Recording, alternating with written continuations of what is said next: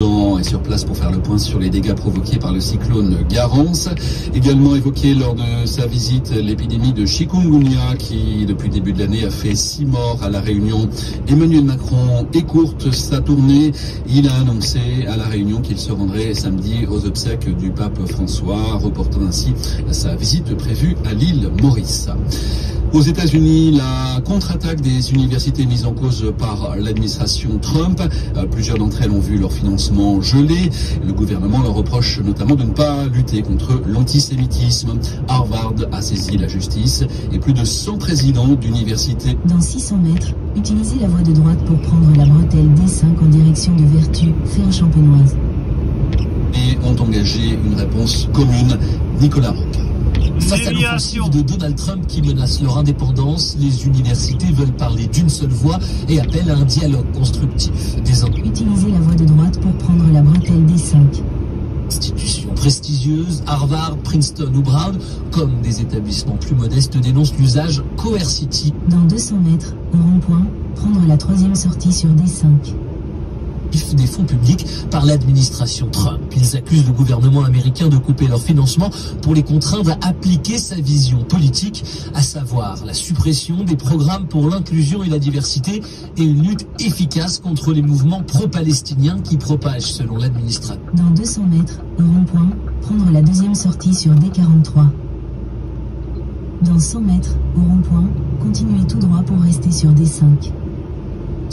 L'antisémitisme dans les campus. Un prétexte, répond Harvard.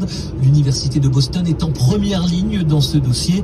Elle a été la première à déposer un recours en justice. Celle-ci accuse l'État de geler les financements pour contrôler les prises de décision de l'université et donc de violer le premier amendement de la Constitution américaine sur la liberté d'expression. Harvard a déjà vu 2,2 milliards de dollars de ses fonds gelés pour avoir refusé d'appliquer ces mesures. Certains projets de recherche, notamment en santé publique, ont déjà été mis en pause. C'est demain à Londres qu'aura lieu un nouveau round de discussion entre l'Ukraine et ses partenaires occidentaux. L'objectif étant de parvenir à un cessez-le-feu avec la Russie. Ukrainiens, Américains, Français et Britanniques s'étaient rencontrés jeudi dernier à Paris, une première dans ce format. Côté français, le ministre des Affaires étrangères, Jean-Noël. Dans 500 mètres, au rond-point, prendre la 2e sortie sur D9 en direction de Vérus, Montmirail. El Barro a expliqué ce matin pourquoi, selon lui, il a prévenu pas qu'il avait été choix entre la Russie et l'Ukraine. Il a dénoncé l'opération marketing de Vladimir Poutine afin d'éviter que Donald Trump ne s'impatiente. Le Pakistan a lancé il y a 3 semaines une campagne massive d'expulsion de migrants afghans. Selon Islamabad, ils sont plus de 100 000, en majorité des enfants, à avoir quitté le Pakistan.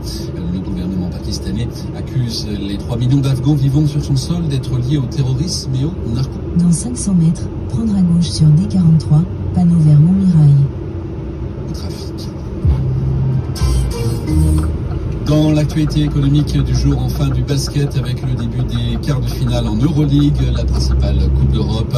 2 équipes du championnat de France sont en lice, l'AS Monaco Basket et Paris Basketball, parvenu à ce stade de la compétition dès sa première participation.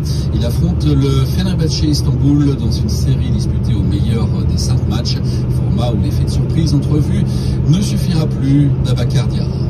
Jusqu'ici, la chasse des Parisiens a été prolifique. Le club de la Porte de la Chapelle a accroché à son tableau des cadors du continent, dont les 2 clubs athéniens, le Panathinaikos et l'Olympiakos, ou encore prendre à gauche sur D43, panneau vers Montmirail. Le club le plus sacré en Euroleague, le Real Madrid, battu lors d'un barrage pour l'écart. Des exploits successifs qui ont donné... Continuez sur D9 pendant 5 km. De l'appétit aux coéquipiers du meneur américain TJ Shorts, nommé parmi les 3 meilleurs joueurs de la saison. Mais faire des coups ne suffit plus à l'orée des quarts de finale disputés au meilleur des 5 rencontres face au Fenerbahçe Istanbul, seul demi-finaliste de la saison dernière, que Paris n'a pas pu dompter fin mars. Le coup n'était pas passé loin en terre turque, avec une défaite d'un point subie sur un panier au buzzer et l'effectif plus dense d'Istanbuliotes, à la masse salariale presque 3 fois supérieure à celle de Paris, pourrait amplifier la différence entre les 2 équipes, car après avoir déjà disputé 65 matchs en 7 mois, ce Paris Boulonique s'est aussi calé une finale de Coupe de France à disputer samedi après le tout premier rendez-vous de son Clermont-Auvergne. Choisi autour des compétitions, ce serait renoncé, soit tout sauf l'ADN du Paris Basketball. Fenerbahçe contre Paris Basketball ce soir, Istanbul à Istanbul, 17h45 TU. Bonne journée sur RF et tout de suite Nathalie Amar. Bonjour Laurent, et à tout à l'heure. C'est le RTL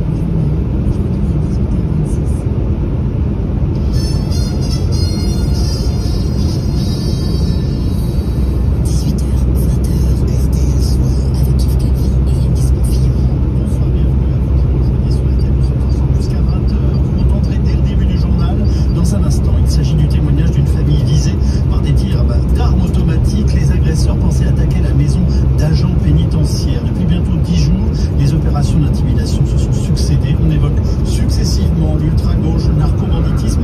Bref, la violence ne cesse d'exploser. On est passé de l'incendie de voiture à des tirs dans une chambre d'enfants. L'expert en sécurité intérieure, Eric Delbecq, sera avec nous à 18h15, mais tout de suite, bien entendu, votre journal Agnès Bonfillon. Bonsoir Agnès. Bonsoir Yves, bonsoir à tous. Nous irons bien sûr à Rome dans ce journal où les funérailles du pape François auront lieu samedi matin, place Saint-Pierre. Avant cela, dès demain, les fidèles pourront venir rendre un dernier hommage au souverain pontife qui s'est éteint très rapidement hier matin à l'âge de 88 ans. Sur l'île de la Réunion, le chikungunya a tué un nourrisson dimanche, 7e mort de cette épidémie qui depuis août dernier a touché plus de 100 000 personnes. Emmanuel Macron a assisté ce matin à une opération de démoustication. La décrue se poursuit en Dordogne, mais cela restera un record à Périgueux, un record depuis 1993. La rivière Île a atteint un pic de 3,43 m. Et puis le Futuroscope, distingué au niveau international, son parc aquatique fait sensation en pleine vacances de Pâques. Il ne descendit pas. Notre tendance météo avec le Pays Broche. Demain de la pluie pour tout le monde, ou presque, avec une perturbation bien active. Merci Béni. Yves Calvi et Agnès Bonfillon. RTL Soir jusqu'à 20h. Nous débutons donc ce journal par un témoignage, celui d'un retraité dont le domicile en Isère a été visé par des rafales d'armes automatiques et des jets de cocktails Molotov dans la nuit de dimanche à lundi. Une nouvelle fois, des agents pénitentiaires étaient la cible, mais dans ce lotissement de Villefontaine, il y a eu erreur sur les maisons. Au final, pas de victimes, mais une très grosse frayeur pour Joël, qui a accepté de se confier à Serge Pueyo. C'est un document RTL. On a évité la mort de justesse parce qu'on dormait de l'autre côté. Vous dormiez de l'autre côté. Voilà, on dormait de l'autre côté. Donc on a évité la mort parce qu'elle a 19 ou 18 impacts de balles. Les balles, elles ont traversé jusque dans les murs d'en face. Dans les fenêtres, dans les vitres, dans les volets, elles ont traversé le mur, les fenêtres, elles sont plantées dans les murs à l'intérieur. Dans la chambre qui accueille vos petits-enfants. Ah oui, heureusement qu'ils n'étaient pas là. Parce que c'était les congés scolaires. Dans 600 mètres, prendre à gauche sur rue du Sol Blanc, D18. Ce qui va réveiller, c'est le tir de la mitrailleuse. S'il n'y avait pas eu de tir, l'incendie, il aurait peut-être le feu à toute la maison. Parce qu'on a incendié votre porte aussi. On a incendié, on a d'abord tiré, après on a incendié la porte.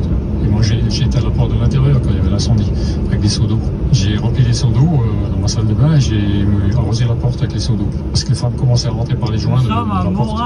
Les flammes avaient commencé à brûler les murs de l'intérieur. Donc j'ai arrosé ça pour éviter que ça se propage, en attendant les pompiers. Comment vous qualifieriez ceux qui font ça? Quand on voit les photos, c'est Prendre à gauche sur rue du Sol Blanc, D18. des petits jeunes, hein. Ils n'ont rien dans la tête, quoi. C'est de la folie. On se croirait en temps de guerre, quoi. C'est très grave, on a peur. On n'y est pour rien. Dans 100 mètres, tournez à droite vers rue d'Écurie, D18. Tournez à droite vers rue d'Écurie, D18, puis prendre à droite sur rue d'Écurie. Simple citoyen, n'a rien à voir avec rien, quoi, avec aucune histoire. Prendre à gauche sur allée du Château, puis tourner à gauche pour rester sur allée du Château. Il y a un couple de retraités, on ne connaît aucun surveillant de prison. On ne sait même pas ce qu'ils ont comme tête. Continuez sur D9 pendant 3 km. On connaît pas. Voilà, donc c'était une erreur, je pense. Ils se sont trompés de cible. Ils se sont trompés de cible et de maison. On aurait pu être tués, hein. Ça c'est certain. Parce qu'ils cherchaient la mort. Avec toutes les balles qu'ils ont tirées, ils cherchaient la mort. Document RTL de Serge Pueyo. Ces attaques s'ajoutent à une longue liste en voiture calcinée, hall d'immeubles dégradés, début d'incendie. Là, les violences, on l'entend, montent encore dans le cran. Maxime Lévy, bonsoir à vous. Bonsoir. Cela fait quand même 10 jours que ça dure. Oui, depuis le 13 avril au soir, au total, à RTL, nous avons comptabilisé au moins 21 attaques. Selon le calcul, pas moins de 16 prisons sont concernées à travers la France. Cela va de voitures incendiées sur les parkings ou directement devant les domiciles de surveillants pénitentiaires aux rafales rafales d'armes automatiques sur les façades. Le parquet national antiterroriste est lui saisi de 13 de ces attaques, notamment celle de Villefontaine dont nous parlions à l'instant, mais aussi les tirs de Kalachnikov sur la prison de Toulon la semaine dernière. Pour ce qui est de l'enquête, la piste de l'ultra-gauche ne semble plus du tout privilégiée, mais celle d'une action en lien avec la criminalité organisée, avec le narcotrafic qui est étudié. Derrière ces attaques, le mystérieux acronyme DDPF pour Défense des prisonniers français. Pour le moment, aucun cadre de cette organisation n'a été interpellé. Merci beaucoup Maxime Lévy du service police-justice de RTL. Demain, François Bayrou se rendra en Isère justement à la prison de Saint-Quentin-Fallavier, accompagné du garde des Sceaux Gérald Darmanin et du ministre de l'Intérieur Bruno Retailleau. Il apportera son soutien au personnel pénitentiaire.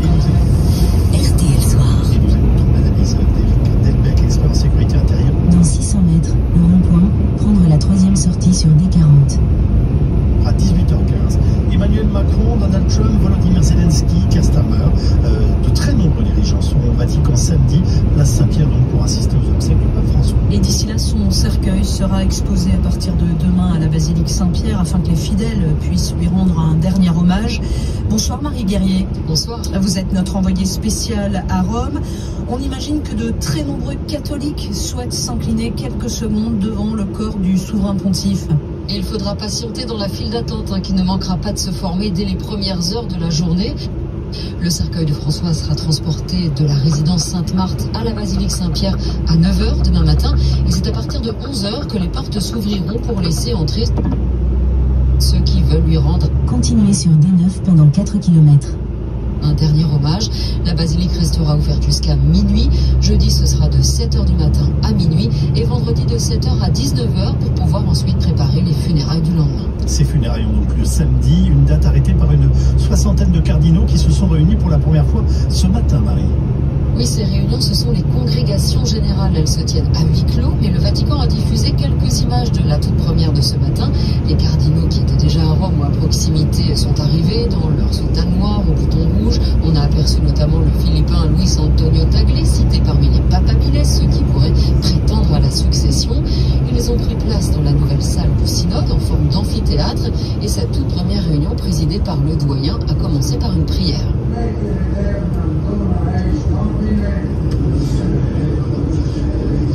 Le Camerlingue a lu ensuite le testament du pape. Il a également été fait lecture de certains paragraphes de la Constitution apostolique. Parce que depuis la mort de François, tout est régi par les règles de cette Constitution. Les cardinaux présents ce matin ont juré de les respecter. Ils vont devoir notamment organiser le conclave, dont on connaîtra bientôt la date. Ils se retrouveront pour une nouvelle réunion demain à 17h. Des images filtres, Marie, et on commence également à en savoir un petit peu plus sur les dernières heures du pape François. Le média officiel du Saint-Siège, Vatican News, raconte les derniers échanges entre François et son infirmier personnel au moment de rejoindre la place Saint-Pierre dimanche midi pour ce qui sera son dernier bain de foule à bord de la Papa Mobile. Le pape n'était pas sûr. « Tu crois que je peux le faire ?» a-t-il demandé à son infirmier, qui l'a alors encouragé. Et François lui a dit ensuite sa gratitude. « Merci de m'avoir fait retourner sur la place. » L'après-midi, il s'est reposé, il a dîné et c'est à 5h30 hier matin que sont apparus les premiers signes de malaise. Il a fait un dernier signe de la main à son infirmier avant de perdre connaissance. Il n'a pas souffert, tout a été très vite, confie ceux qui étaient présents. Marie Guerrier, envoyée spéciale de RTL à Rome, et tout à l'heure dans RTL Inside, nous serons à Sainte-Marie-Majeure, la basilique où reposera le pape François. À la Réunion, le chikungunya a déjà fait 7 morts. Dont un nourrisson dimanche, décédé d'une encéphalite après avoir contracté le virus. Depuis le début de l'épidémie en août dernier, au minimum 33 000 personnes ont été contaminées. Au minimum, car il ne s'agit que des cas confirmés par un dépistage. En réalité, l'agence régionale de santé table plutôt sur un chiffre de 100 000 à 120 000. Une grande campagne de vaccination a été lancée, mais d'autres dispositifs sont déployés. Emmanuel Macron, on le sait, est arrivé hier sur l'île et ce matin, Arthur Bélier, il a assisté à une opération de démoustication. Oui, combinaison et moustiquaire sur la tête. Les agents de l'ARS traquent le moustique tigre responsable de l'épidémie de chikungunya. Devant Emmanuel Macron, il passe la sulfateuse autour d'une habitation. Dans 600 mètres, prendre à gauche sur avenue des Comtes de Champagne, D933, panneau Vermont et Toge. projection du moustique 600 mètres. À date, nous sommes à près de 50 000 maisons visitées depuis le début des épidémies. Complément à la stratégie de vaccination qui se déploie par ailleurs. Une grande campagne de vaccination a été lancée en complément de ces opérations de démoustication. La France est l'un des premiers pays au monde à avoir acheté massivement le vaccin. 100 000 doses sont livrées. Prendre à gauche sur avenue des Comtes de Champagne, D933, panneau Vermont et Toge, puis prendre à gauche sur les Boules. Depuis le début du mois d'avril, mais elle peine à convaincre les Réunionnais que le président a croisés aujourd'hui, qui sont plutôt un peu fatalistes. Ça c'est sûr, on va tous y passer de toute façon. Si on doit se faire piquer, on se fait piquer. À mon avis, il n'y a rien à faire. Les gens ont peur, après l'histoire. Prendre à gauche sur les Boules, D39, panneau vers Cézanne, Val-des-Marais. Du vaccin du Covid et les interrogations qu'il y a eu, les gens hésitent un peu à se vacciner. Seuls 3000 Réunionnais. Continuez pendant 10 km. Prendre vers rue des Corvées complètement à droite, puis prendre légèrement à droite sur rue des Corvées. Pour le moment, reçu leur dose. Le reportage d'Arthur Bélier à La Réunion pour RTL. Marine Le Pen a saisi le tribunal administratif de Lille pour contester la perte de son mandat de conseillère départementale du Pas-de-Calais. Une perte consécutive à sa condamnation pour détournement de fonds. 4 départements restent ce soir en vigilance orange crue, les Deux-Charentes, la Gironde, mais aussi la Dordogne qui n'avait jamais vu une telle montée des eaux depuis 1980. Oui, à Périgueux, l'île a atteint un pic de 3,43 m la nuit dernière. Alors la décrue, ça y est amorcée, mais cela provoque encore de nombreuses perturbations, notamment sur les routes. Denis Grandjou, vous êtes à la sortie de Mussidan, à une quarantaine de kilomètres de Périgueux. Oui, je me trouve juste à la sortie de Mussidan, sur la D709, en bordure de l'île, la rivière qui traverse la ville et qui est sortie de son lit. Alors la particularité, c'est que ici la route est fermée, mais que les voitures passent malgré 30 cm d'eau sur la chaussée. C'est assez spectaculaire, c'est du rallye. Jean-Jacques travaille dans le restaurant au bord de la départementale. La sécurité civile est passée, ils ont mis des panneaux, tout a été fait comme il faut par le maire, tout, à part que les gens passent. Alors de nombreux automobilistes, dès que leur voiture est au bord de l'eau, préfèrent faire demi-tour. Non, on va pas risquer. Non, je ne veux pas passer par le côté. Non. Vous pensez qu'il y a trop d'eau ? Ouais. Je vais faire le tour. Johnny, lui, est routier et il a décidé de braver l'interdiction. Ça va, tranquille. Il y a de l'eau, ça passe. Vous pensez avoir pris des risques en passant l'eau ? Non. Quand je voyais les voitures passer, je me suis dit qu'il fallait bien que je passe. Pour le moment, les pompiers ne sont intervenus qu'une seule fois dans l'après-midi pour une voiture moteur noyée. La décrue s'est heureusement amorcée. Ici, la route devrait être dégagée en début de soirée. Le reportage de Denis Grandjou à Mussidan, Dordogne.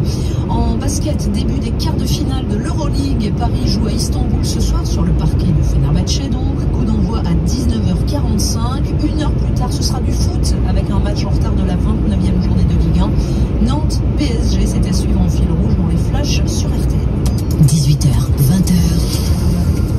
RTL Soir. Le Futuroscope s'illustre une fois de plus sur la scène internationale. L'Aquascope, inauguré l'année dernière, vient d'être sacré meilleur parc aquatique du monde aux T Awards. Une distinction majeure dans l'industrie du divertissement américain. Si vous voulez, c'est un peu comme recevoir un Oscar. Bassin dans le noir en immersion au milieu de projections vidéo, de jeux de lumière, de jeux d'eau. 8 grands toboggans, piscine à vagues, bassin extérieur. Depuis le début des vacances de Pâques, cette attraction ne désemplit pas, Christian Pouvert. Les énormes toboggans bleus laissent penser qu'il s'agit d'un parc aquatique comme les autres. Mais une fois à l'intérieur, on plonge dans une ambiance surnaturelle grâce au procédé de mapping vidéo. Sur un écran à 270 degrés, des images, mer infinie, étoiles filantes et apparition de la pieuvre Kraki, la mascotte des lieux.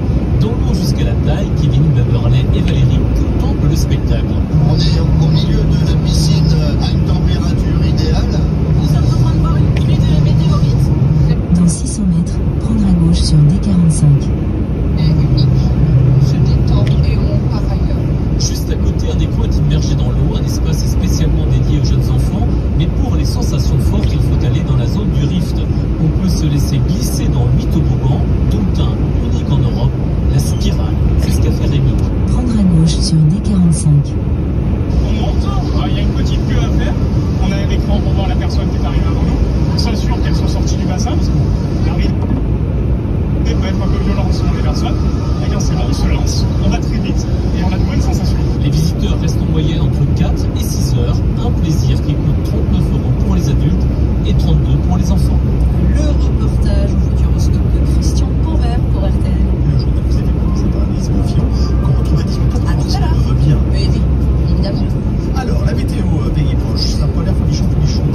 Actuellement, on a une grosse perturbation qui va traverser le pays. Elle est déjà sur la Bretagne ce soir et demain, les grosses pluies, on va les retrouver essentiellement le matin entre les Hauts-de-France, l'Île-de-France, les Charentes et les Pays de la Loire, le tout avec du vent de part et d'autre. On a des averses, un ciel de traîne entre nuages, éclaircies, averses.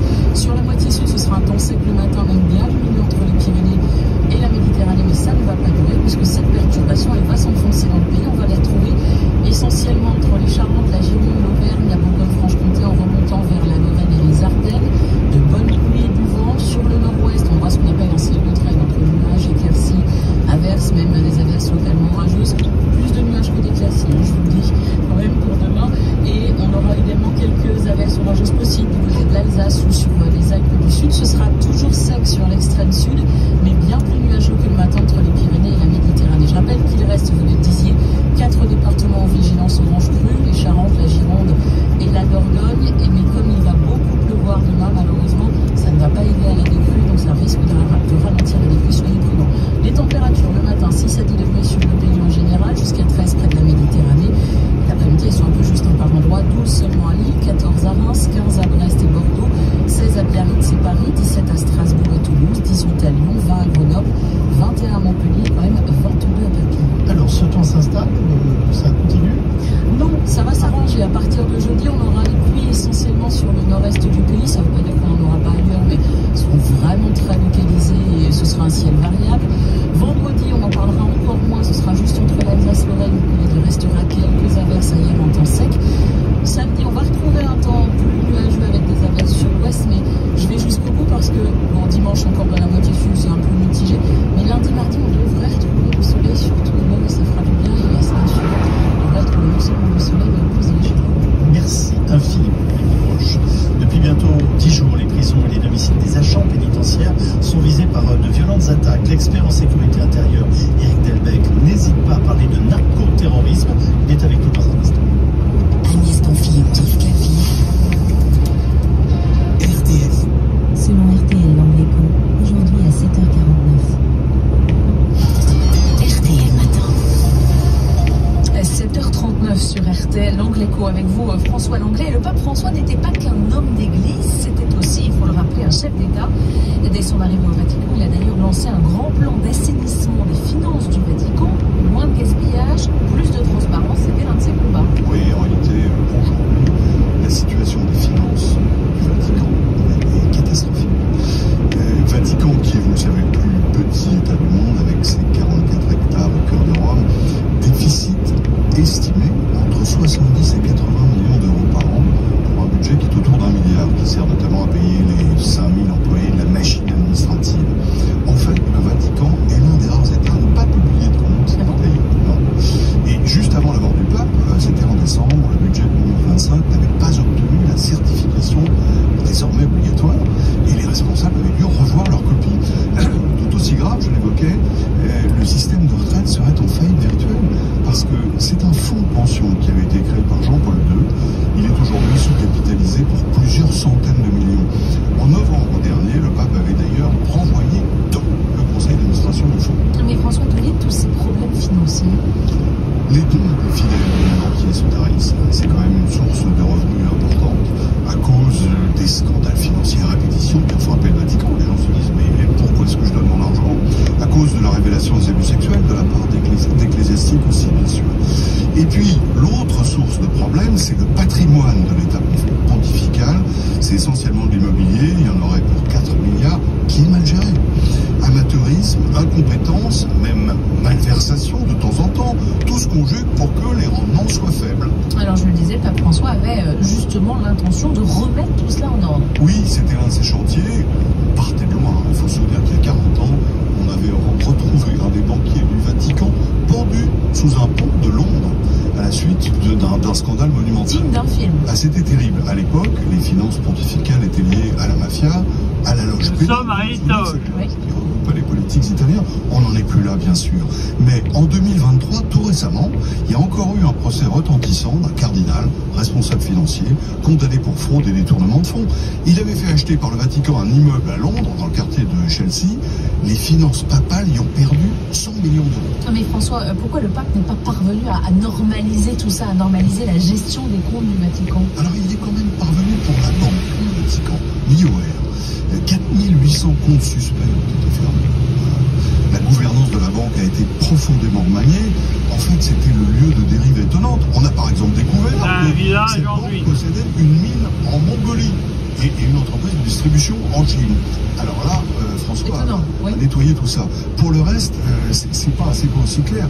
Il a eu des difficultés. Alors est-ce que c'est l'erreur dans le choix des responsables, notamment pour la gestion du patrimoine, mauvais management de sa part, la curie, les cardinaux, s'est coalisé quand même contre ces opérations de transparence. Et en 2022, par exemple, le pape avait demandé que les affaires financières de l'État soient regroupées sous la tutelle de l'IOR, justement réformée, mais ça ne s'est pas fait. On ne lui a pas obéi complètement. Autant dire que le prochain pontife aura ce chantier prioritaire à traiter pour que ce micro-État retrouve sa sérénité financière. Selon BFM, invité Good Morning Business, aujourd'hui à 9h12. BFM Business et RMC Découverte présentent la matinale de l'économie. Good Morning Business avec Laure Clossier. Bonjour à tous, c'est bon réveil, il est 5h59 sur BFM Business et sur RMC Découverte, c'est la matinale de l'économie qui commence. On est ensemble et en direct jusqu'à 9h. Ce matin, au menu, on va parler de patriotisme économique. On a été très surpris des propos du ministre de l'économie dans la tribune dimanche. Dans la guerre commerciale face aux États-Unis, Éric Lombard en appelle au patriotisme économique des chefs d'entreprise, comme s'ils en manquaient. Les patrons ont-ils des leçons à recevoir d'un État dont le comportement économique vire parfois à l'anti-France? Entendre que les patrons manquent de patriotisme économique, c'est non sur cette antenne. Avec nous ce matin pour défendre les entrepreneurs, Frédéric Bianchi à 6h50, Joël Duménil de la CPME à 8h, Dominique Carlac du MEDEF à 8h45. Faut-il sauver le soldat Powell? Donald Trump veut la peau de celui qu'il a qualifié cette nuit d'immense loser. Le président de la Fed ne baisse pas les taux assez vite selon le président américain qui a besoin de taux bas pour éviter un ralentissement brutal.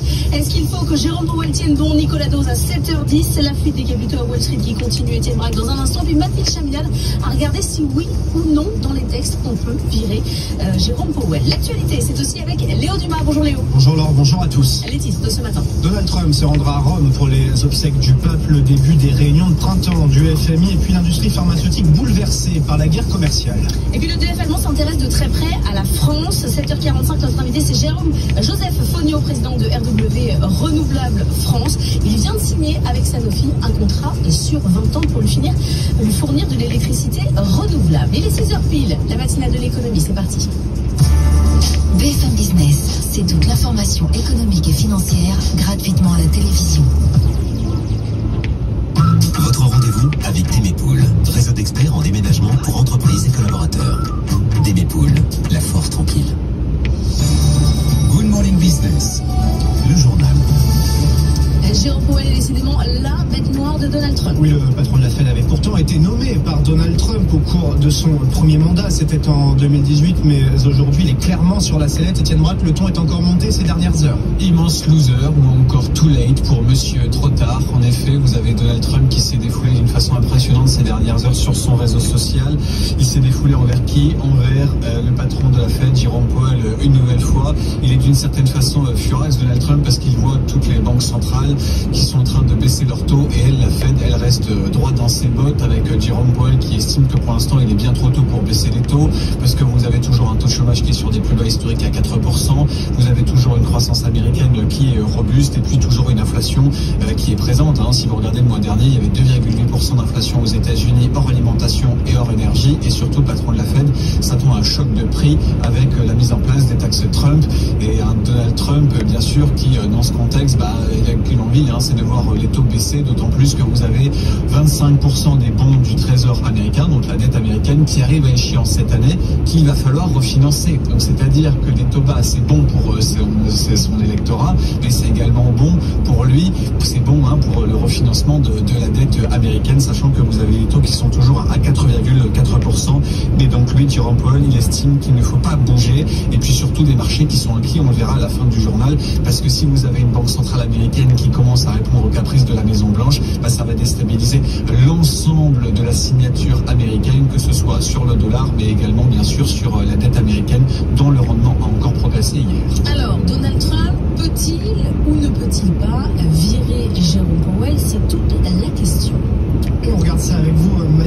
Chaminade, vous avez regardé les règles, alors répondez-nous à cette question. En principe, non. Les dirigeants de la Fed sont nommés par le président américain et confirmés par le Sénat pour des mandats de 4 ans. Jérôme Powell a été nommé par Donald Trump en 2017, reconduit en 2022 par Joe Biden. Son mandat actuel prendra donc fin en mai 2026. D'ici là, la loi et la jurisprudence sont claires. Donald Trump ne peut pas révoquer le président de la Banque centrale sur un désaccord politique. Pour le démettre de ses fonctions, il faudrait une cause, l'équivalent d'une faute grave ou encore une incapacité physique. Et de son côté, Jérôme Powell a plusieurs fois répété qu'il... Dans 600 mètres, au rond-point, continuez tout droit sur rue des 4 Victoires, D933.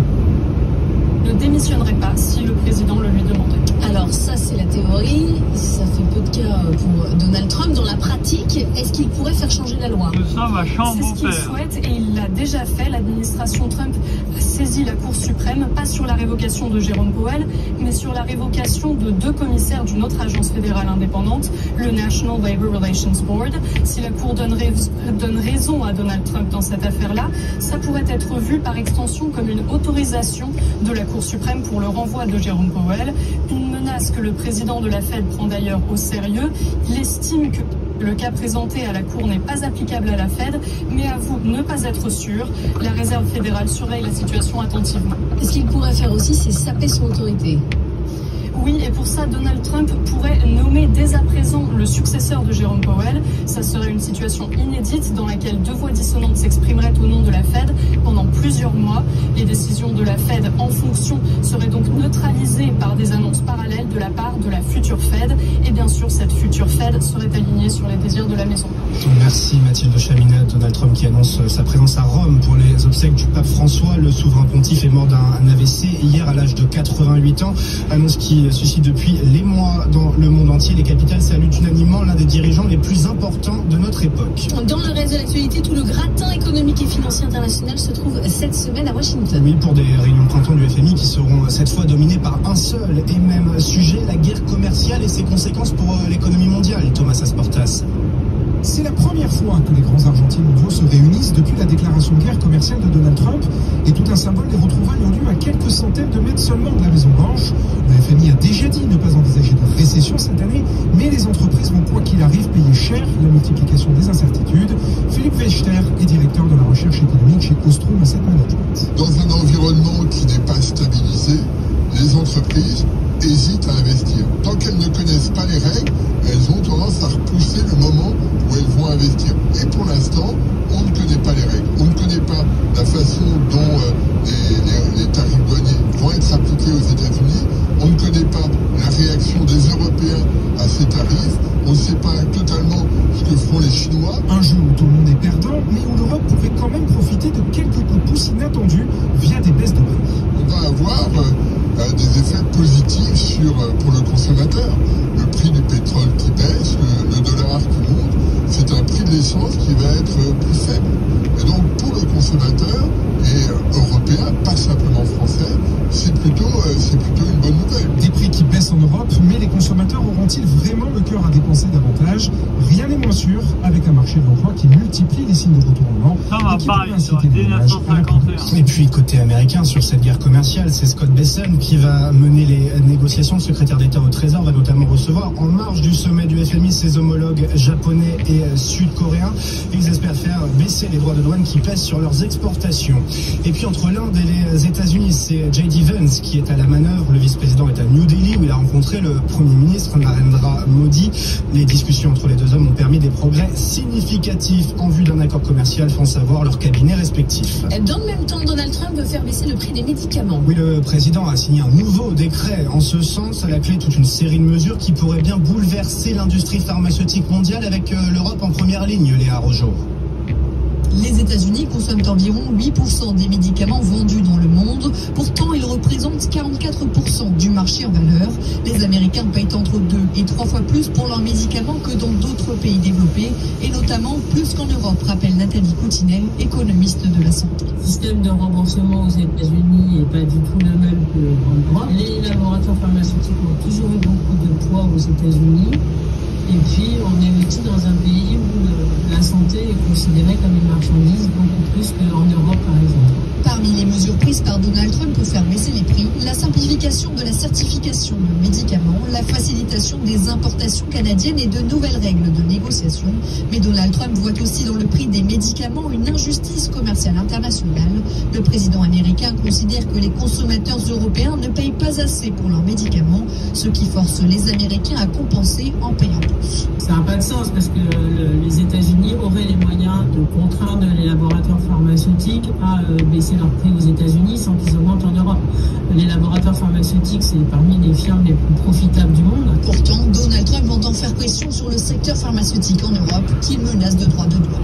Un sujet hors guerre commerciale, l'Inde va-t-elle de nouveau succomber au charme du Rafale? Alors d'après les informations de la presse locale, New Delhi pourrait commander 40 avions supplémentaires pour renforcer son armée de l'air, avec une négociation qui se ferait directement entre gouvernements, Jean-Baptiste Huette. En Inde, un mirage plane depuis de nombreux mois. Un contrat qui prévoit l'acquisition par l'armée de l'air indienne de 114 nouveaux avions de chasse. Seulement, le contrat patine. L'appel d'offres n'a toujours pas été lancé. Mais selon le média spécialisé Bharat Shakti, l'Inde s'apprête à mettre en œuvre une commande accélérée pour 40 appareils. Des Rafales de Dassault Aviation. L'armée de l'air indienne est en effet dans l'obligation d'intégrer une quarantaine de nouveaux chasseurs pour compenser le retrait progressif des anciens appareils. L'armée de l'air indienne ne dispose actuellement que de 31 escadrons actifs, bien en deçà de la dotation officielle qui prévoit un peu plus de 42 escadrons. Aucune confirmation officielle à ce stade.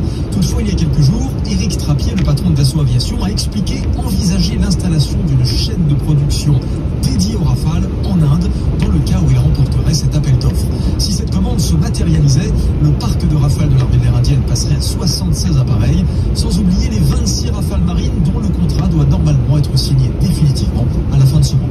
Dans un instant, on va faire un point évidemment sur la séance américaine hier, mais avant un nouveau record sur l'once d'or. Au-delà des 3400 $ hier, et c'est le Pays de Galles qui veut profiter de cette flambée. Plus de 20 ans après sa fermeture, une mine va rouvrir grâce à l'investissement d'une société britannique qui compte bien exploiter la richesse de ce site, comme nous le montre Éline Lefebvre. 6 mois de travail auront été nécessaires pour vider ces galeries inondées. Un chantier colossal de plus de 4 millions de livres, mais qui pour Georges Franceskides, président de la société minière, pourrait rapporter gros. À la fin des années 1990, le prix de l'or n'était que 300 $ l'once. Eh bien, nous savons tous que le prix de l'or est aujourd'hui supérieur à 3000 $ l'once. Donc l'aspect économique de venir trouver des filons d'or non exploités est évidemment très attrayant. L'or de nouveau prisé dans un contexte mondial incertain, mais pas seulement. Le métal présent dans cette mine cache également une relation étroite avec la famille royale d'Angleterre, un lien historique qui le rend unique, comme l'explique Mark Austin, directeur de l'exploitation. C'est le seul or qui est produit actuellement au Royaume-Uni. Il y avait bien l'or d'Écosse, mais c'est terminé. Et il y a la prime liée à l'association de l'or de Clogau, en particulier avec la famille royale. Ils ont reçu un morceau d'or dans les années 20, et à partir de là, ils ont taillé l'or pour fabriquer leurs alliances. Le site étant trop petit, les quantités produites seront limitées à seulement quelques centaines d'onces par an. Mais les employés de l'entreprise en sont persuadés. L'affaire est rentable. Une première once d'or s'est déjà vendue aux enchères à près de 26 000 $. 6h11 sur BFM Business et sur RMC Découverte la bourse. Étienne Braque, Wall Street n'a pas goûté aux références de Donald Trump sur Jérôme Powell. Moins 2,5%, c'était le tarif hier soir pour les 3 indices américains qui étaient bel et bien ouverts. Il n'y avait pas de séance hier en Europe, mais Wall Street était ouvert pour le lundi de Pâques, avec donc Donald Trump qui, tout au long du week-end et même hier sur son réseau social, s'en est à nouveau pris à Donald Trump. Et donc aujourd'hui, du côté de Wall Street, très clairement, vous avez des investisseurs qui se questionnent sur l'indépendance de la Fed et typiquement sur la signature américaine. Regardez le rendement de la dette américaine. Il a pris 8 points de base entre vendredi et hier. Il repasse la barre des 4,4%. Vous avez l'euro-dollar qui est désormais au-delà des 1,15. Vous avez le dollar qui se déprécie face à l'euro, mais face aussi à un panier de devises. 1,15 sur l'euro-dollar, c'est une première depuis 2021. Donc vous voyez, regardez donc la signature américaine sur le bon du Trésor, mais également sur le dollar. là vous avez quand même des actifs qui font grise mine. Alors Léo parlait de l'once d'or, ça y est, hein, vous avez les 3500 $ qui ont été tapés cette nuit, nouveau record historique, rendez-vous compte, plus 300 $ pour l'or depuis le début du mois, plus 800 $ depuis le début de l'année, plus 30% en dollars. Bah oui, mais comme en fait l'euro-dollar était en forte hausse à 1,15, bah si vous regardez la performance de l'euro-dollar en euros, c'est plus 15%. Donc vous voyez, il faut regarder aussi l'euro-dollar en euros et c'est pas du tout la même performance qu'en dollars. On va avoir une semaine chargée, Étienne. Il y a 20 publications de chiffre d'affaires du CAC 40 rien que cette semaine. Oui, donc plus de 10 jeudi. Ça sera une très grosse journée jeudi. Ça commencera demain, hein, cette reprise des chiffres d'affaires du CAC 40 avec notamment Danone ou encore Essilor. Et puis jeudi, vous aurez les poids lourds de l'indice qui vont publier avec notamment BNP Paribas ou encore Sanofi. Du côté des États-Unis, il faudra suivre Tesla hein, qui va publier ses résultats ce soir. Jusqu'à présent, aux États-Unis, vous avez 59 sociétés du S&P 500 qui ont dévoilé leurs résultats et pour l'instant, 68% de ces sociétés ont battu les attentes aux États-Unis avec bien sûr le maître mot, hein, c'est les droits de douane aux États-Unis et pour l'instant des sociétés qui sont dans le flou, que ce soit en Europe mais aussi aux États-Unis. On reparlera notamment de Google hein, et du sujet Chrome, ça sera dans le journal de 6h30 avec Anthony Morel. Dans un instant, le pitch avec une entreprise qui croit au potentiel de l'hydrogène, son boulot explorer et quantifier les réserves dans les sous-sols. Rendez-vous donc avec un géologue entrepreneur. C'est dans 2 minutes, à tout de suite. L'homme a choisi au bois. 6h15 sur BFM Business et sur RMC Découverte. Le pitch ce matin, c'est avec Emmanuel Mazzini. Bienvenue dans la matinale de l'économie. Vous êtes cofondateur et directeur général de Mantle 8. 1 minute pour pitcher et on débrief. Merci. Alors 20 millions de tonnes d'hydrogène, c'est les besoins de l'Europe pour décarboner l'économie d'ici à 2030. Alors pour le moment, on le fabrique à partir d'hydrocarbures. Alors c'est pas cher, mais ça pollue évidemment. Alors la solution pour le moment, c'est l'hydrogène vert. C'est l'hydrogène qu'on fabrique à partir de l'électrolyse de l'eau en utilisant les renouvelables. On utilise beaucoup d'eau. Et ça, c'est 6 € du kilo, quand la solution carbonée, c'est 1 € du kilo. La bonne nouvelle, c'est qu'il y a une troisième voie, et chez Mantle 8, c'est ça qu'on explore. C'est de l'hydrogène qui est fabriqué dans le sous-sol naturellement quand il y a les bonnes roches, dans les bonnes conditions. Alors pour trouver ces quantités-là, il faut les technologies, il faut la géologie et la technologie. Il faut cibler, imager, quantifier. Et ça, c'est le cœur de métier de Mantle 8. Donc globalement, cette solution-là, c'est des volumes importants, c'est 1 € du kilo à la fin, donc c'est compétitif. Donc vous imaginez bien que ça, c'est révolutionnaire. Donc notre objectif, c'est ça. On va en trouver 10 millions de tonnes en Europe d'ici à 2030. C'est possible, c'est notre objectif, c'est notre mission. Et la bonne nouvelle, c'est qu'on explore activement en France. Bonne nouvelle pour la souveraineté, il y en a pas mal. Alors vous allez nous expliquer où sont justement ces gisements d'hydrogène. Et moi, je n'entends que des gens ici qui n'y croient plus à l'hydrogène, qui disent que finalement, même dans les camions, même dans le transport lourd, c'est pas la solution. C'est pas la solution, mais globalement, il y a l'électricité, mais il va bien falloir trouver des mécanismes pour pouvoir continuer à transporter, en particulier dans l'industrie lourde, dans les transports lourds. Il va falloir cette solution-là. Alors l'avantage, c'est que ça produit que de l'eau, mais il faut le produire. Alors il faut le produire. Et vous avez des clients qui s'engagent là, une fois que vous aurez trouvé, sorti, à acheter l'hydrogène? On a fait un certain nombre de réunions récemment et les off-tech sont déjà au rendez-vous. Vous comprenez bien que si on réduit les coûts à 1 € du kilo, littéralement c'est compétitif avec les hydrocarbures. Donc ils ne voient que ça, c'est une solution tangible pour décarboner leur utilisation de ressources. Mais quand vous dites réduire les coûts et les prix que vous donniez, c'était en comptant le forage en fait de la ressource?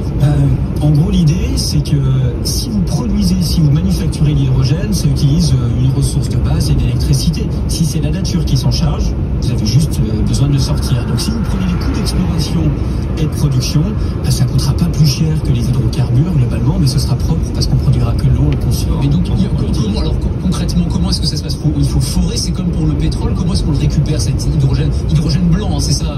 C'est l'hydrogène blanc, l'hydrogène vert et l'hydrogène gris qui sont produits à partir d'énergie fossile ouverte. C'est un peu ça en gros. Aujourd'hui, technologiquement parlant, c'est pas très difficile d'aller chercher ces ressources-là en profondeur. Il faut trouver les bonnes conditions géologiques. Technologiquement, le vrai problème, c'est de trouver un volume important et proche du point de consommation. Donc le vrai verrou scientifique et technologique, c'est de le chercher. Exactement. Alors il y en a dans l'Allier, il y en a où? En Lorraine aussi. En Lorraine, il y a de grosses annonces qui ont été faites en Lorraine, mais le gros hotspot actuel en France, c'est plutôt la région pyrénéenne parce qu'il y a des bonnes roches. Mantle 8, le nom de Mantle 8, Mantle, c'est le nom d'une roche qui, quand elle réagit avec l'eau, produit naturellement, spontanément, de grandes quantités d'hydrogène. Il faut qu'elle soit soit dans les bonnes conditions de température et de pression. C'est pour ça que c'est un travail de géologue. Est-ce qu'il faut péter la montagne, comme dirait Jean-Marc Daniel? Ah non, on veut pas. On veut ni péter la montagne, ni détruire le paysage, ni quoi que ce soit. L'objectif, c'est vraiment focaliser au minimum et puis produire juste ça de manière la plus propre possible avec le moins d'impact. Donc on en a plus, nous, en France, que dans les pays limitrophes, par exemple, parce qu'on a une particularité, une réserve naturelle particulièrement puissante. On nous demande beaucoup cette question parce que, évidemment, on pense toujours que les États-Unis ou des régions plus exotiques ont plus de potentiel. Mais en tant que géologue, j'ai une vraie bonne nouvelle, c'est que la géologie de l'Europe, elle est favorable, en particulier pour la thèse technologique de Montelete, qui est cette roche du Mantoue, en fait. On travaille depuis 20 ans là-dessus, et le potentiel, il est là, en particulier en France. Vous avez levé 3,4 millions d'euros auprès de 2 investisseurs. Il y a un Américain et un Britannique. Ouais. Ça n'intéressait pas. L'Américain, c'est pas n'importe qui, c'est le fonds climat qui a été fondé par Bill Gates, qui est associé à la Banque européenne d'investissement. Et le Britannique, et ça intéressait pas les investisseurs français ou européens. Bon, on a eu un certain nombre de discussions, mais en l'occurrence, avec la vision long terme de développement et puis des investisseurs qui étaient là vraiment sur de long terme, ils n'avaient pas démontré leur volonté de le faire. Donc ils ont été les plus ambitieux, ils ont été ceux qui ont levé vraiment sur une thèse scientifique et technologique. Ça s'appelle Montelete. Emmanuel Massini, merci d'être venu ce matin dans la matinale de l'économie au fil au BHV. Votre rendez-vous avec Viewgen Group, leader mondial des solutions digitales pour le commerce physique. Good Morning Business, Morning Retail. Le BHV multiplie les cartes blanches avec des partenariats avec des marques qui prennent résidence. Là, c'est le cas de l'hôtel Mafouf. C'est la marque de l'influenceuse Lena Situation qui s'y installe. On retrouve Eva Jaco sur place. L'hôtel Mafouf, c'est la marque de Lena Situation, la plus grande influenceuse en France. Elle cumule des millions d'abonnés. Elle a lancé sa marque en 2022 et depuis, elle multiplie les partenariats. Le dernier en date, c'était avec Zalando cet hiver. Et aujourd'hui, elle s'installe en plein cœur de Paris, au BHV. La marque a investi 125 mètres carrés ici, dans le grand magasin parisien. 6 vitrines, des corners, des animations, un atelier broderie. Allez, je vous emmène avec moi. Un partenariat XXL pour le BHV qui en a l'habitude et qui compte multiplier ses partenariats dans les années à venir. Car Stéphane, bonjour. Vous avez pris la direction du BHV il y a quelques jours seulement. Vous travaillez à redynamiser le point de vente et ça passe par ce type d'événement. Qu'est-ce que ça vous apporte ? Exactement, le type d'événement aujourd'hui qu'on travaille avec Lena, le mois dernier avec Pokémon, avec TF1 et autres. Premier impact, c'est du flux. On a accueilli jusqu'à 150 ou 200 000 visiteurs en plus par mois lorsqu'on a des événements comme ça. La deuxième chose, c'est une performance économique. On allait chercher jusqu'à 1 million d'euros de chiffre d'affaires avec un Pokémon, ce qui est un record absolu. On n'avait jamais atteint des tels chiffres d'affaires avec Pokémon et je crois qu'on est aujourd'hui au 10e jour du pop-up de Lena et qu'on est peut-être parti pour faire encore mieux. Donc il y a à la fois un vrai attrait économique et quand on compare la performance, le rendement de chiffre d'affaires au mètre carré qu'on sait faire, on est 5 à 6 fois supérieur que les leaders de tous les étages. Donc typiquement, un pop-up comme celui-ci, au quotidien, fait plus de chiffre d'affaires que nos 10 plus grandes marques à la mode. Alors justement, comment est-ce que vous sélectionnez ces marques et est-ce qu'on peut envisager que ça intègre véritablement les rayons du BHV ?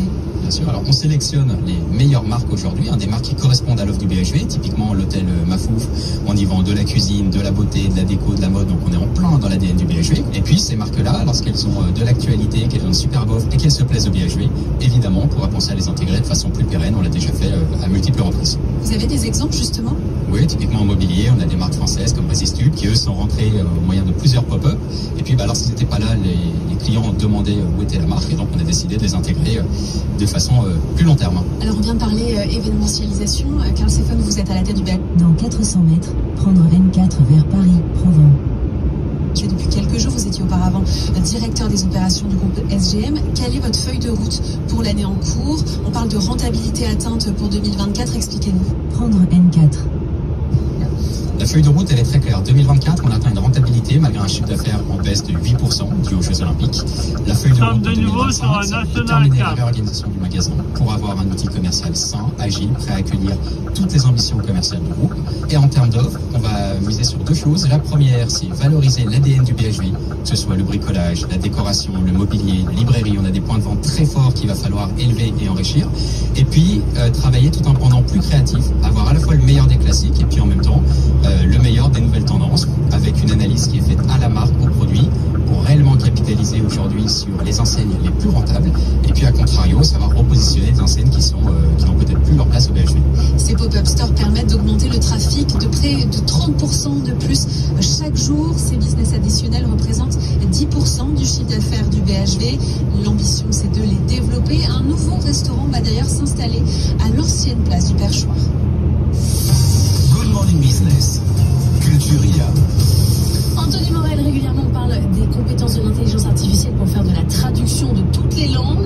Là, ce matin, traduire les animaux. Ouais. Certains travaillent sur les dauphins. Absolument, c'est Google, c'est pas un poisson d'avril tardif, même si ça pourrait y ressembler. Non, ils sont vraiment en train de travailler sur un modèle de langage qui s'appelle Dolphin Gemma et qui est spécifiquement conçu pour déchiffrer, décrypter et répliquer le mode de communication des dauphins. C'est l'un des langages les plus élaborés du règne animal. Les dauphins, c'est des animaux qui sont très intelligents, ils ont des interactions sociales assez poussées. Et donc cette IA, on lui a fait écouter les vocalisations des dauphins, c'est-à-dire tous les sifflements, les pulsations. Je ne vais pas vous imiter le dauphin, vous voyez à peu près. Dommage. Oui, c'est dommage, c'est parce que vous ratez. Et en fait, dans chaque contexte, le jeu, la chasse, des situations de stress, et en fait, l'IA est capable de distinguer des motifs récurrents qui correspondent à ça veut dire un dauphin qui appelle un autre dauphin pour venir jouer avec lui. Ça, c'est attention, il y a un danger, ce genre de choses. Et petit à petit comme ça, on est parvenu à créer une sorte de, on pourrait dire, de Google Trad des dauphins, quoi, si vous voulez. Alors à quoi ça peut servir? C'est un truc de comportementaliste, plus que vraiment du dauphin qui dit bonjour, comment ça va, quoi. Oui, c'est ça. Alors c'est un peu entre les deux. C'est vraiment en termes de linguistique, visiblement, c'est quand même un défi. Dans 500 mètres, restez sur la voie de gauche pour continuer sur route de Paris, N4. Intellectuel assez poussé et assez intéressant à relever, c'est la première chose. La deuxième chose, c'est que ça pourrait permettre de mieux protéger les espèces marines, parce qu'on va être capable... Restez sur la voie de gauche pour continuer sur route de Paris. De détecter par exemple si des dauphins se sentent en danger, lancent un appel à l'aide, si, je sais pas, ils sont... Continuez pendant 22 km. Parce qu'il y a trop de bruit à côté des bateaux, j'en sais rien, on va pouvoir mieux le comprendre. Et puis ça va aussi ouvrir la voie, même si on en est très loin, à une forme très rudimentaire de communication interespèces, on pourrait le dire comme ça. Alors du coup, est-ce qu'après je pourrais parler à mon chat? Non, alors pas comme ça, pas comme vous le pensez. On n'est pas non plus dans Dr Dolittle. Ah, pas de conversation. Non, c'est pas Eddie Murphy qui parle aux animaux comme on apprend à parler l'anglais ou le chinois. C'est pas exactement la même chose. Pour l'instant, clairement, parce que les animaux, ils ont pas de syntaxe, ils ne pensent pas en phrases, mais en signaux et en intentions. Donc ce qu'on peut faire au mieux, c'est créer une sorte de vocabulaire commun très basique pour signifier une action du genre jouons ensemble, mais on va pas demander à ce chat... Quand le chat les oreilles en arrière, il est content. Oui, mais ça c'est du comportement, oui, mais c'est pas l'analyse du spectre vocal et guttural qui va pouvoir dire ça veut dire ça a telle signification. C'est beaucoup plus compliqué. Et d'ailleurs, je vous mets en garde parce qu'il y a beaucoup d'IA washing dans ce domaine, comme il y a du greenwashing dans d'autres domaines. C'est-à-dire, il y a plein d'applications qui vous vantent en fait la possibilité d'analyser et d'interpréter les aboiements de votre chien ou les miaulements de votre chat, en disant que vous allez pouvoir discuter avec votre chat grâce à cette application. Évidemment, tout ça est complètement faux, ça ne fonctionne pas de cette manière-là. Et alors il y a ceux qui ont des animaux qui sont fragiles, mais alors il y a les parents de bébés, alors là vous pouvez leur vendre n'importe quoi, une IA pour analyser les cris de bébés. Oui, alors mais ça c'est très étonnant parce que c'est une start-up que j'ai rencontrée au CES de Las Vegas et au début je me suis dit mais qu'est-ce que c'est que ce truc, c'est complètement bidon.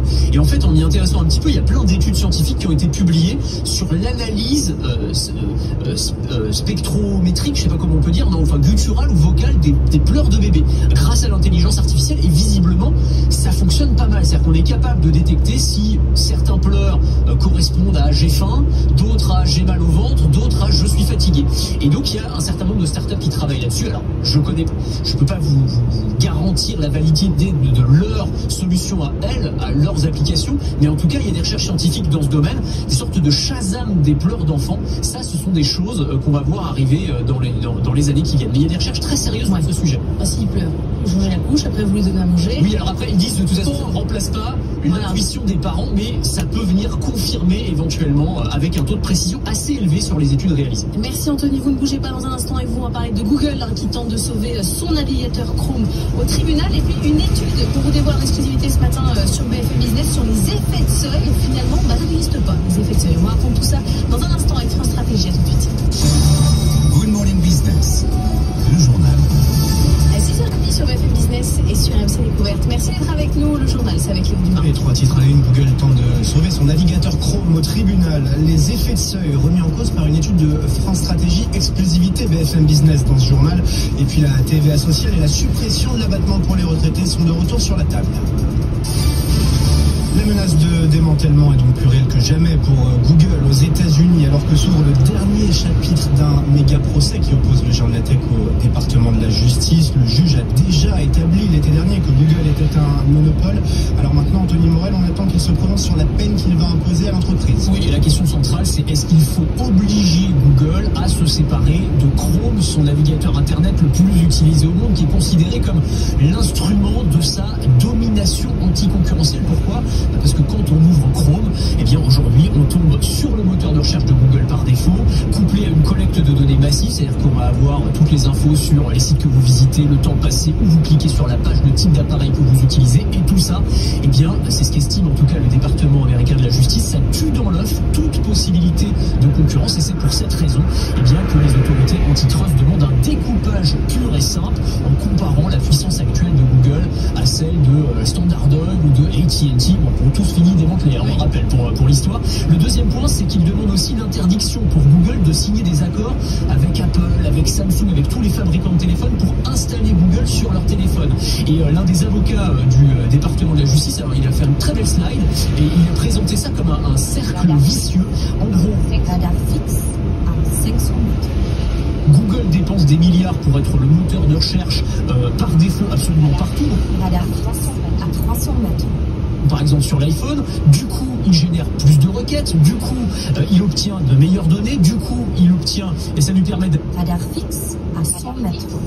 Améliorer ses résultats de recherche, d'engranger plus de recettes publicitaires, et ces nouveaux milliards. La vie de l'entreprise, j'ai envie de vous dire. Oui, c'est un peu ça, mais pour eux c'est un cercle vicieux. Google dit bah non, c'est un cercle vertueux. Donc c'est vraiment la pomme de discorde entre les deux, c'est ça qui est intéressant. Et le dernier enjeu, ajoute le parquet américain, c'est celui de l'intelligence artificielle que Google intègre de plus en plus dans tous ses produits. Et le risque ce serait eh bien qu'un nouveau monopole succède à l'ancien monopole de Google. Donc ça c'est les arguments du département de la justice. Les auditions vont durer 3 semaines. Bon, les sanctions sont jugées beaucoup trop radicales par Google, évidemment.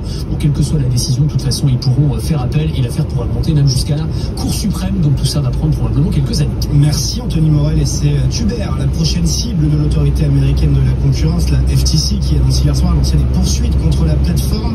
Elle l'accuse d'avoir abonné à leur insu des utilisateurs au service Uber One. Et puis la contre-attaque d'Harvard contre Donald Trump, l'université engage des poursuites en justice pour faire annuler la décision du président de bloquer les subventions qu'elle reçoit. 2,2 milliards de dollars ont été gelés alors que l'administration Trump accuse notamment l'université de laisser prospérer l'antisémitisme dans ses mouvements étudiants. À 6h33, j'espère que vous êtes bien assis. Les effets de seuil n'existent pas. C'est un pavé dans la mare qu'envoie France Stratégie dans une étude que nous révélons en exclusivité ce matin. Non, les entreprises n'ont pas peur du cap des 50 salariés, Mathilde Chaminade. Non, en tout cas pas si l'on regarde les déclarations sociales des entreprises, plus fiables que les déclarations fiscales. France Stratégie ne constate presque aucune discontinuité dans la croissance des entreprises au seuil des 50 salariés. Pas d'accumulation d'entreprises de 48 ou 49 salariés. Mais attention, selon France Stratégie, radar fixe à 1000 mètres. Il pourrait tout de même y avoir un effet du seuil des 50 salariés sur la croissance des entreprises. Plus en amont, plus subtil, c'est à partir de 30 salariés que la progression des effectifs sur plusieurs années ralentit. L'étude révèle un moindre dynamisme des entreprises pour passer le cap des 40 salariés. Ça bloque ensuite à nouveau de 40 à 45 radar fixe à 500 mètres. Salariés et de 46 à 50 salariés, possiblement en anticipation de ce fameux cap des 50. Alors en fait, le seuil serait juste décalé, hein. C'est ça que ça veut dire. Oui. Il y a une autre idée qui a été détricotée par le rapport de France Stratégie, c'est l'idée que ces ETI n'arrivent pas à radar fixe à 100 mètres. Dire en France, en fait elles existent. Oui, donc dans une seconde étude, la France Stratégie réfute l'idée que les ETI, ces entreprises de 250 à 5000 salariés, sont sous-représentées et peu dynamiques en France, comparées à nos voisins européens, notamment l'Allemagne, et que ça plombe notre production nationale. En réalité, ces 30 dernières années, le nombre d'ETI a bondi de 57% et leur contribution à la création de richesses nationales est passée de 25 à 32%. L'Allemagne reste tout de même loin devant en nombre d'ETI, plus de 12 000 contre un peu plus de 5 000 en France. Merci Mathilde Chaminade, on en reparlera. Jean-Eudes Duménil avec Dominique Carla qui seront avec nous entre 8 et 9h. On en revient aux questions budgétaires en France. Le compte à rebours a débuté. François Bayrou s'est donné jusqu'à mi-juillet pour rendre ses arbitrages sur le budget 2026. Et toutes les organisations patronales sont déjà en train d'affiner leurs propositions avec un point d'accord sur le financement de la protection sociale qui ne doit plus reposer uniquement sur le travail. Il faut donc une TVA sociale, nous disent les organisations patronales, mais sur les modalités, en revanche, les positions divergent, Caroline Morisseau. Toutes les organisations patronales plaident pour l'instauration d'une TVA sociale pour alléger le coût du travail, mais sur les modalités, elles ne sont pas d'accord. L'UDP, qui représente les très petites entreprises, planche selon nos informations sur un allègement via la suppression de la CSG sur les salaires. Cela représenterait un gain de près de 10% sur les salaires bruts. Et point important pour l'organisation, ce gain doit être récupéré uniquement par les salariés. Si le travail paie mieux, on aura moins de mal à recruter, explique l'un des responsables. Le MEDEF et la CPME qui plaident elles aussi pour des allègements de cotisations, sans préciser lesquels, comptent bien répartir les gains entre salariés et employeurs. Enfin, sur l'ampleur de la hausse de la TVA, là encore, les positions sont divergentes. Pour le MEDEF, il faut augmenter la TVA d'1 point, ce qui rapporterait près de 10 milliards d'euros. Pour la CPME, ce n'est pas 10, mais 100 milliards d'euros qu'il faut aller chercher sur la fiscalité pour baisser les cotisations sociales, ce qui nécessite d'aller bien au-delà d'une hausse de TVA. Et dans cette chasse aux économies, le retour de la question bouillante des retraités, la sortie d'Amélie Montchalin ce week-end a mis feu aux poudres dans l'opposition. La ministre du Budget n'écarte pas la possibilité de supprimer l'abattement fiscal des retraités. Réaction d'Éric Coquerel, le député insoumis, hier sur BFM TV. J'ai l'impression que finalement on prend des cibles bien commodes et les retraités sont des cibles bien commodes. Est-ce que l'urgence aujourd'hui c'est de toucher les retraités dont la très grande majorité ne font pas partie Radar fixe à 500 mètres. privilégiés de ce pays, ni même, j'allais dire, de ceux qui justement chaque année coûtent des dizaines Radar fixe à 300 mètres.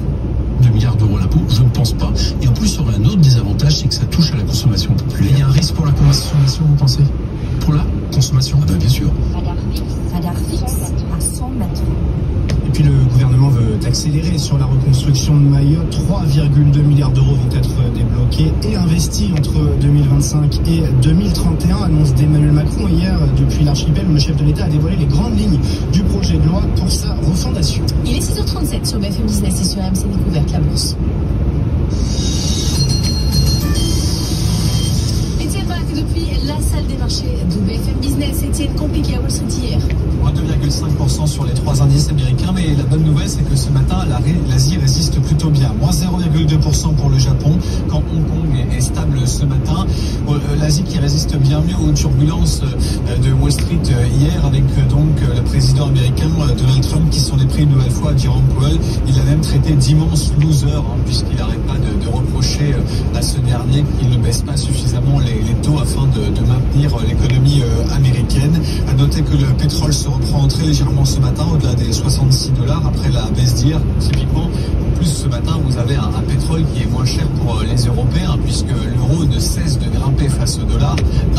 1,15 pour la parité euro-dollar, c'est une première depuis 2021. Un dollar faible permet également de faire monter l'or, puisque l'or se traite en dollars. L'once d'or a touché pour la première fois cette nuit la barre symbolique des $3 500, et en plus des inquiétudes sur les ingérences de Donald Trump auprès de la Banque centrale, le sujet des droits de douane est bien sûr toujours présent en toile de fond, avec des négociations qui patinent avec la Chine, mais aussi avec le Japon, alors que le Japon était l'un des premiers pays à négocier avec les États-Unis. Autant de raisons qui invitent donc à la prudence sur les marchés actions, d'autant plus que la semaine s'annonce chargée en termes de publication d'entreprises, que ce soit en Europe et aussi aux États-Unis. Tesla va publier ses résultats ce soir avant Alphabet, la maison mère de Google. Ça sera jeudi. 20 chiffres d'affaires cette semaine à regarder, dont 10 jeudi. Ça nous fait une semaine chargée. Merci beaucoup Étienne Braque. Est-ce qu'il faut sauver le soldat Jérôme Powell? On en reparlera avec Nicolas Dose. Ça sera l'objet de son édito à 7h10. Mais avant, Stewart, hôtesse de l'air. Radar mobile à 1000 mètres. Ça fait toujours recette. Good Morning Business, le plus. Elle commençait sa journée à Paris, la terminée à Radar mobile à 500 mètres. New York, le métier d'hôtesse de l'air fait toujours rêver les Français, à tel point que la concurrence devient de plus en plus rude, mais ça ne décourage pas ceux qui veulent vivre leur passion. Eline Lefaou. Bonjour Madame Léa, comment allez-vous? Ça va et vous? Très bien, je m'appelle Pearl, je vais vous guider jusqu'à votre siège. Ils sont une quinzaine d'étudiants à avoir rejoint les rangs du centre de formation des apprentis au métier de l'aérien en région parisienne. Radar mobile à 100 mètres. Tous le savent, leur siège vaut très cher, une exigence dans le recrutement qui laisse toutefois place à des profils plus divers, comme Arthur en reconversion professionnelle. Au niveau des sélections, effectivement, c'est des sélections qui étaient dures et longues. Au niveau pour faire la différence, je pense que c'est surtout au niveau de mon expérience en tant que conducteur de tramway, avec tout ce qui est associé à la sécurité, au transport de passagers, aux procédures. Et puis après, je pense que c'est surtout aussi beaucoup de savoir-être.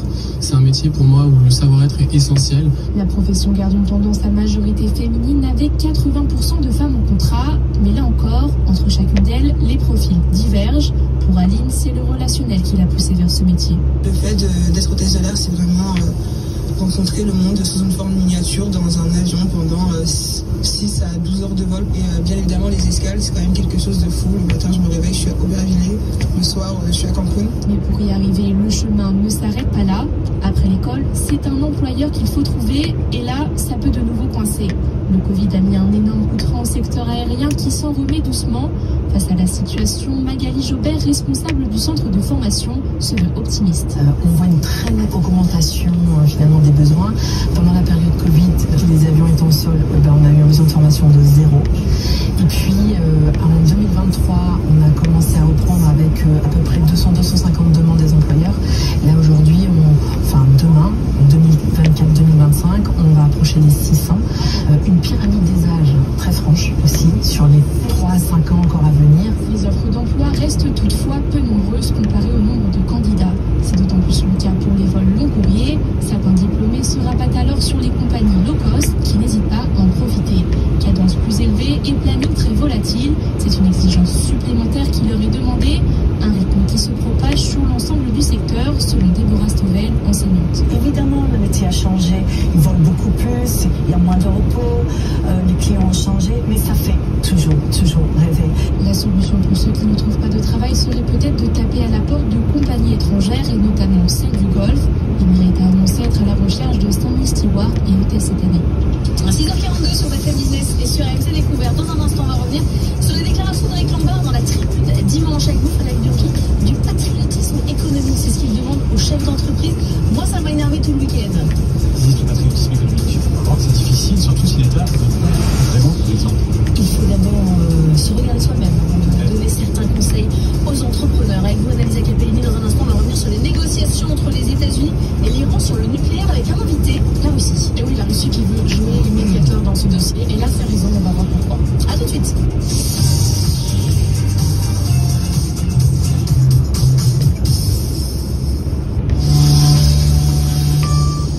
Rendez-vous sur BFM Business. Chaque mardi, retrouvez les entreprises de taille intermédiaire finalistes des Grands Prix BFM Business des ETI. Tous les lauréats seront révélés lors de la cérémonie le lundi 15 septembre. L'événement majeur qui récompense les plus belles réussites des ETI françaises. En route vers les Grands Prix des ETI, tous les mardis à 14h55 sur BFM Business. Les Grands Prix BFM Business des ETI avec Banque Palatine. Être partenaire, c'est relever ensemble des défis. Vous êtes visionnaire? Alors découvrez une technologie qui vous ressemble. Workday est la plateforme IA dédiée au RH et à la finance qui vous permet d'optimiser l'expérience de travail et de valoriser vos talents. Workday, projetez votre entreprise vers l'avenir. Pour célébrer son 3 millième numéro, l'opinion a demandé à une 60aine de personnalités d'écrire sur un thème central dans une France qui doute. Oser en 2025. Artistes, politiques, économistes, scientifiques, entrepreneurs et grands patrons donnent leur vision de l'audace, du courage et du risque. Un numéro spécial disponible en kiosque toute cette semaine. Sur RMC, le soir, 20h minuit, c'est l'Afterfoot. Et désormais, l'Afterfoot est une chaîne de télé. Afterfoot, Génération After, Afterlife, After Libre Antenne et les podcasts exclusifs. Retrouvez toute la galaxie de l'After à la télé, sur Samsung TV+, sur TCL, sur LG, sur Molotov TV et bien sûr sur YouTube et sur RMC BFM Play. RMC, bien plus qu'une radio. L'année dernière, Amazon était le premier acheteur privé d'énergie renouvelable au monde. Ça veut dire que de plus en plus d'énergie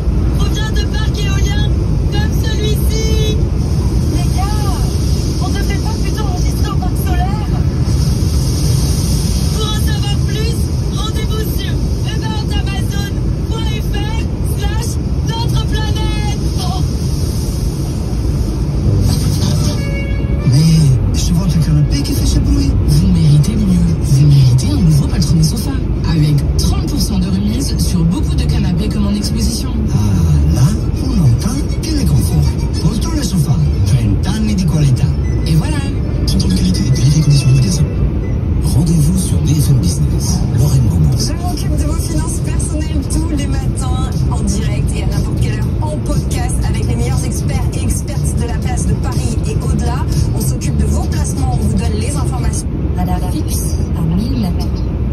Pour prendre les bonnes décisions d'investissement, on parle de long terme, on parle de bourse, on parle d'immobilier, on parle de crypto, que vous soyez déjà en train de préparer votre retraite, que vous gériez simplement votre argent, c'est tous les jours sur BFM Business. Radar fixe à 500 mètres.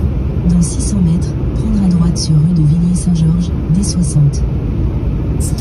Tout pour investir avec Lorraine Beaumont du lundi au vendredi à 10h30 sur BFM Business. Ce programme est à retrouver à la demande en podcast. Radar fixe à 100 mètres. Sur l'appli BFM Business et sur les plateformes de streaming. Au bureau, prendre à droite sur rue de Villiers-Saint-Georges, D60, puis tourner à gauche.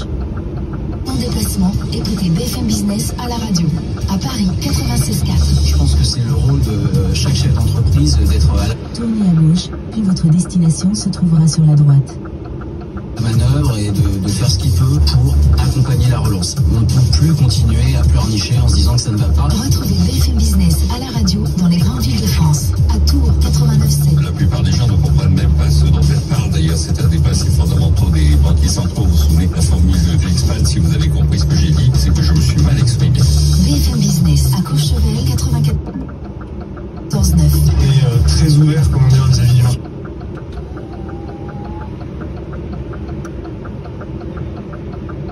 Dans 300 mètres, prendre à droite sur rue de Cordon.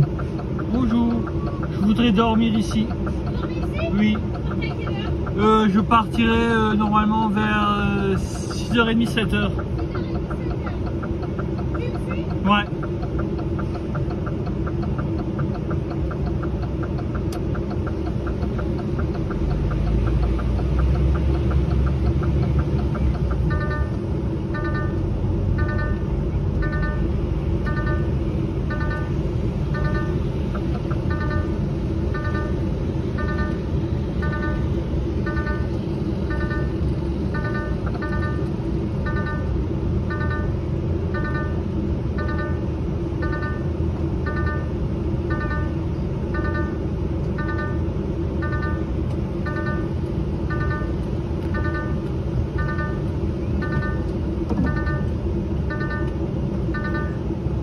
Prendre à droite sur N4, puis prendre à droite sur rue de Cordon.